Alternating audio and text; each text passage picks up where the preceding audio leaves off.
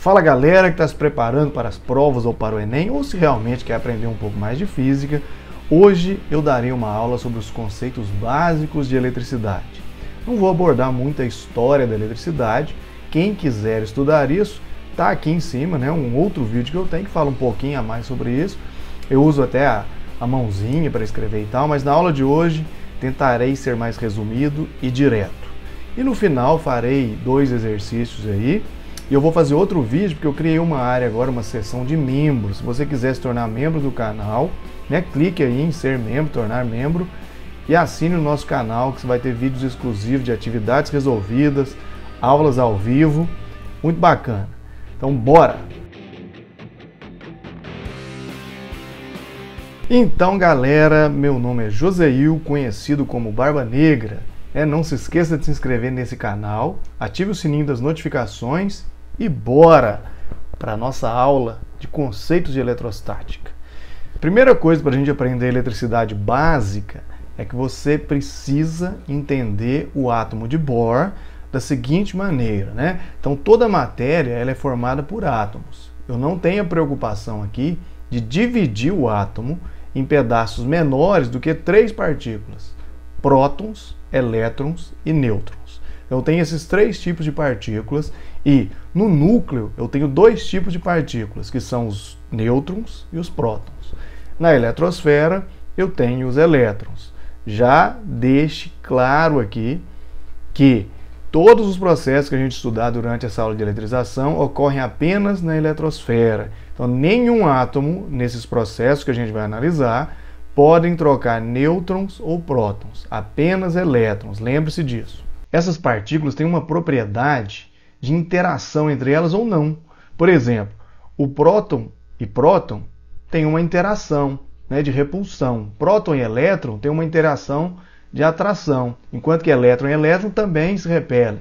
Agora, os nêutrons, eles não têm uma interação pensando nessa força elétrica que a gente vai analisar nessa aula. Então, aqui numa representação vetorial, a gente nota que as partículas iguais se repelem e as diferentes se atraem. Porém, a gente vai analisar que o nêutron ele não sofre interação com essas partículas. Então, existe uma propriedade intrínseca da matéria que o nêutron não tem. Se você pensar, o nêutron tem estrutura interna, ele pode ser quebrado até em partículas menores, que a gente chama de quarks, mas como a gente não vai quebrar essas partículas para entender a eletricidade, a gente vai pensar sempre no próton, elétron e nêutron. Nêutron não quer dizer que está neutro.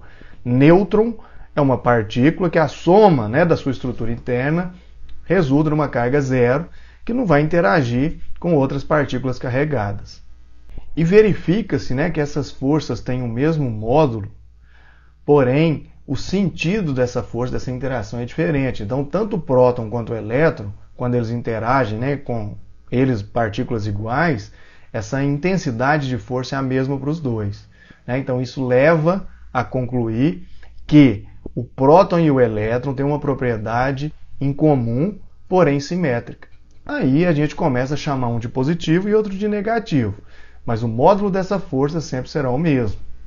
Então aqui para frisar, né, estão 2 corpos eletrizados, ou apenas as cargas elétricas, né, se eles têm cargas de mesmo sinal, positivo, positivo, negativo, negativo, você vai ter uma repulsão. Se o sinal for oposto, negativo e positivo, eu tenho uma atração. O módulo dessa força é o mesmo, independente do sinal dessas cargas. Existe uma propriedade da carga que é a quantização. Então a gente vai pensar no seguinte: existe uma carga que nós vamos classificar como carga elementar, que é a menor carga possível de ser isolada na natureza. E a gente encontra esse valor no elétron e mais ou menos com uma aproximação muito boa no próton. As cargas não são idênticas, mas é muito próxima. A diferença é da ordem de 1 para 1 milhão. É muito pequena a diferença entre a carga do próton e do elétron. Então a gente considera, né, isso foi medido por Millikan, e o valor dessa carga é 1,6 vezes 10 elevado a menos 19 coulombs. Então essa unidade de medida no sistema internacional é o coulomb, que é uma homenagem, né, ao cientista francês Charles de Coulomb. Então o coulomb, ele é que criou, na verdade, copiou a equação da força elétrica. A gente vai ver que tem uma simetria com a força gravitacional do Newton, é idêntica à equação, mas como ele é que calculou essas coisas, né, ele que fez um estudo inicial sobre isso, a unidade de medida vem em sua homenagem. Então a gente vai ter a unidade de medida de Coulomb. Na prática, a gente utiliza muito microcoulomb.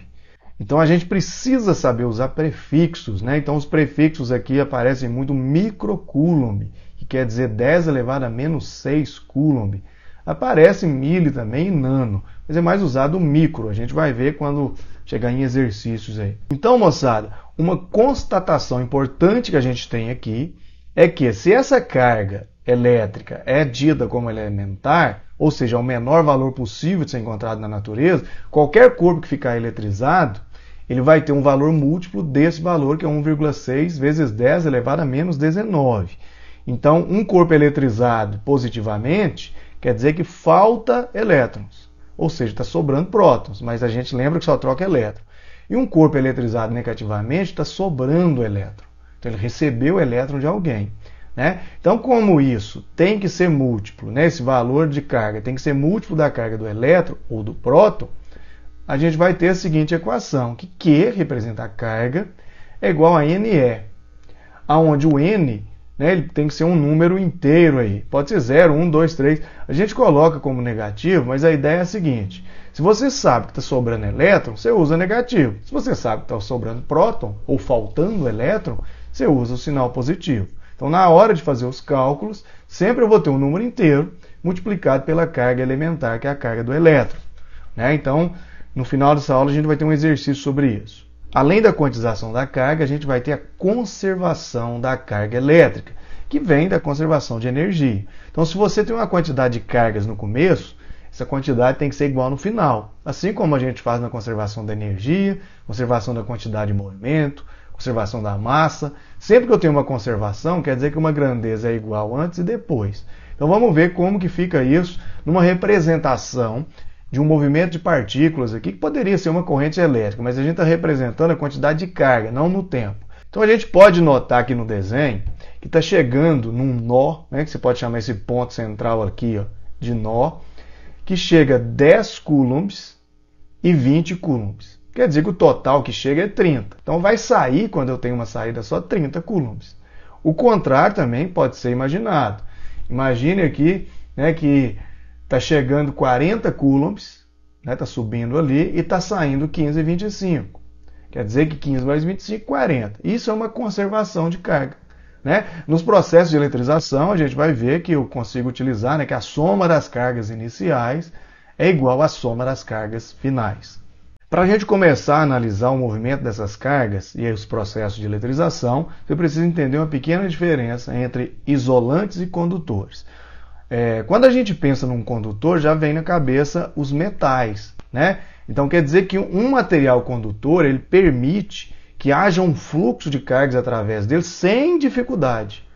Né? Não quer dizer que um isolante não permita isso, só é mais difícil, né? Não existe um isolante ideal. Né?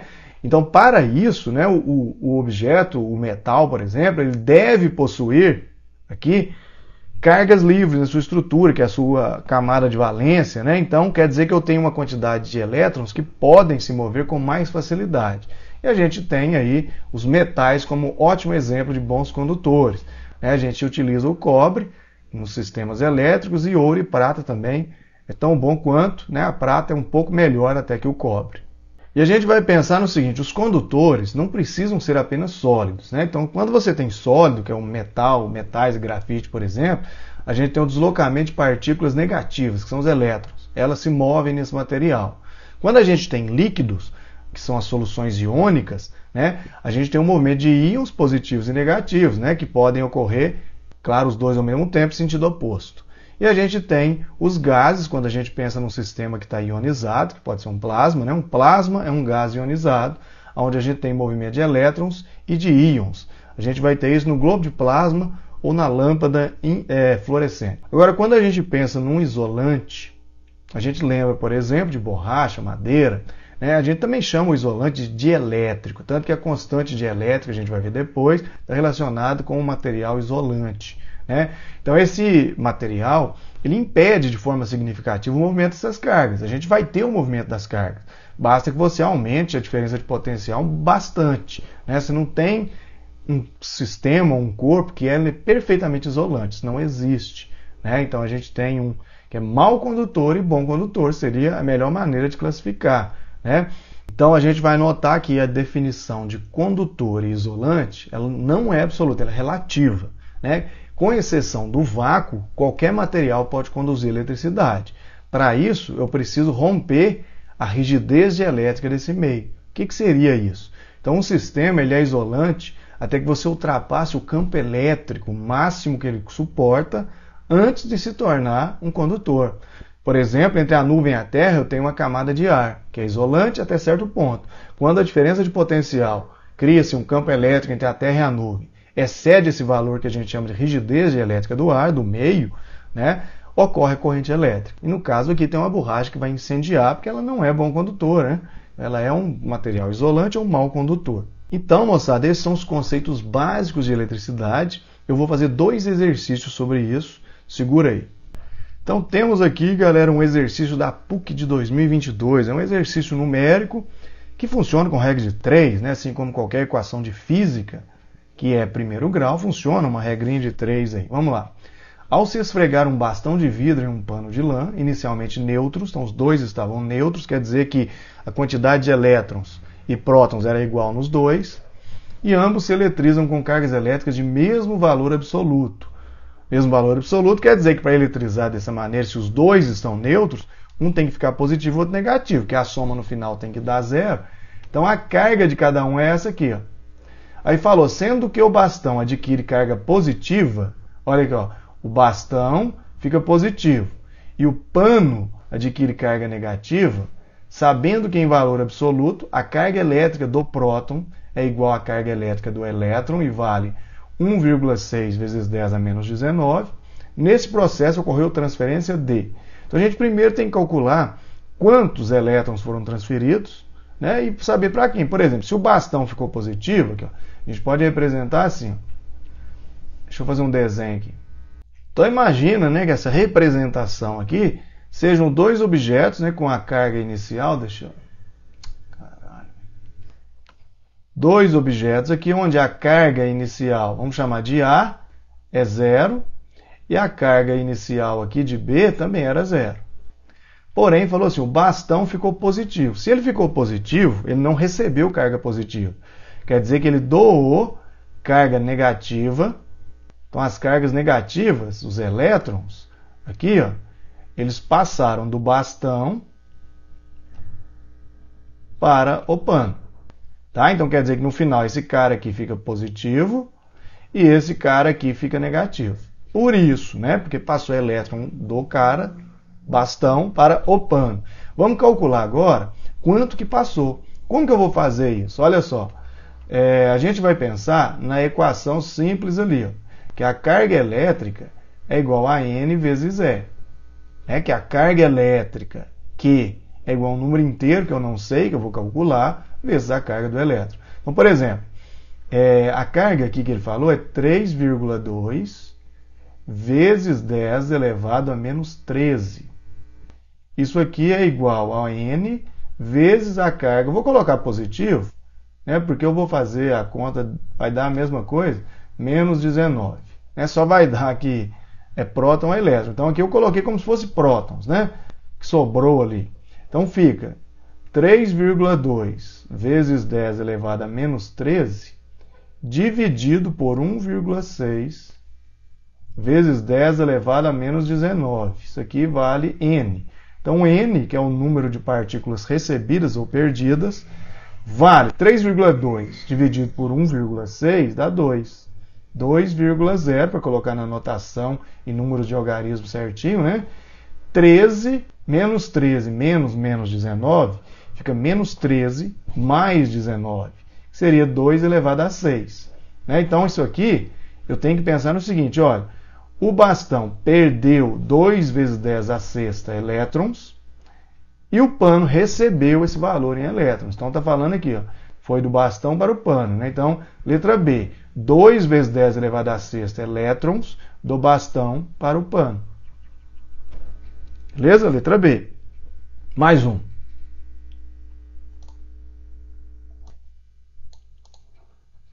Agora um exercício conceitual. Uma ocorrência bastante comum principalmente em locais de clima seco, é o pequeno choque elétrico sofrido por pessoas no momento de abrir a porta de um carro.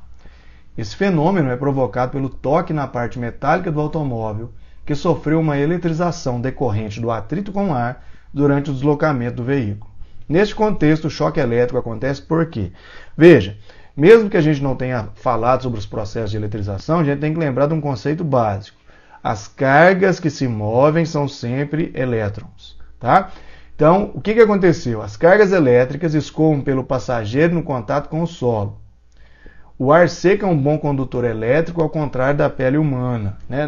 Nem a pele humana, nem o ar seco é bom condutor.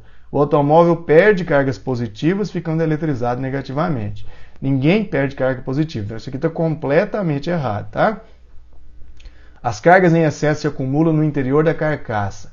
É o contrário, as cargas elétricas se acumulam do lado de fora. Então, veja bem, a letra A fala assim, ó, as cargas elétricas escoam pelo passageiro no contato com o solo. Então, quando você encosta no chão, põe a mão no carro e encosta no chão, tanto o carro vai estar eletrizado, quanto o seu corpo também pode estar. Então, o carro eletrizou no atrito com a atmosfera. Você colocou o dedo como se você fosse um fio terra.